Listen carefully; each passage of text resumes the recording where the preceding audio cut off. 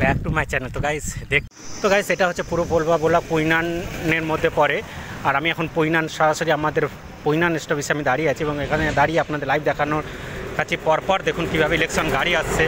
আর আমাদের এখানে আগামীকাল ইলেকশনের ভিড়, অতিরিক্ত গাড়ি, বাইরেকার বাড়ি, এগুলো দেখুন কৃষ্ণনগরের গাড়ি, বহরমপুর, কৃষ্ণনগর, বেহালা, ডানকুনি, বজবজ, বনগা, নানা রকমের। এবং আমি এগুলো আপনাদের লাইভ দেখালাম। এবার আমি একটু আপনাদের পাচ্ছ চারিদিকে ঝান্ডা মানে হুগলি জেলার ভোট আগামীকাল।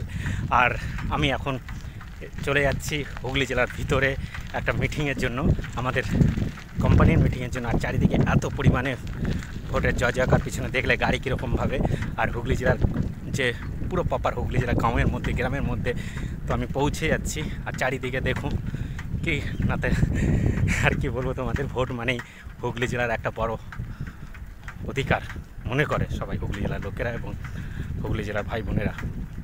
আর ভোট দিতে তো হবেই না, দেশের গণতন্ত্র অধিকার, আমাদের রাজ্যের আমাদের রাষ্ট্রীয় প্রধানমন্ত্রীকে বাঁচার অধিকার আমাদের। তো আমরা চাইব আমাদের সেই প্রধানমন্ত্রী যিনি আমাদের জন্য, দেশের জন্য, আমাদের সকলের মা বোন ভাই বোনের জন্য যে করবে, তাকেই আমরা বিচার করব এবং তাকেই আমরা আনবো।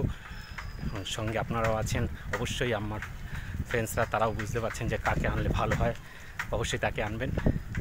সঙ্গে থাকবেন, এইভাবে ভিডিও দেখতে থাকবেন, সাপোর্ট করতে থাকবেন। আর আমি আপনাদের দেখাবো হুগলি জেলাকে প্রতিটা মুহূর্ত আপনাদের সঙ্গে ঘুরে দেখানোর চেষ্টা করব, লাইভ দেখানোর চেষ্টা করব, ভোটের দিনও দেখাবো, কথা দিচ্ছি।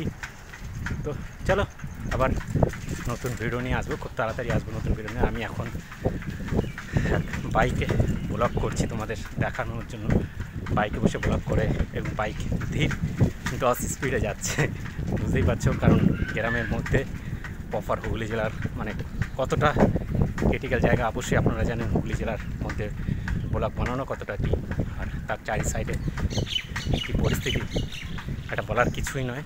আর ভোট মানেই কত বড় একটা কিছু, সেটা অবশ্যই জানো।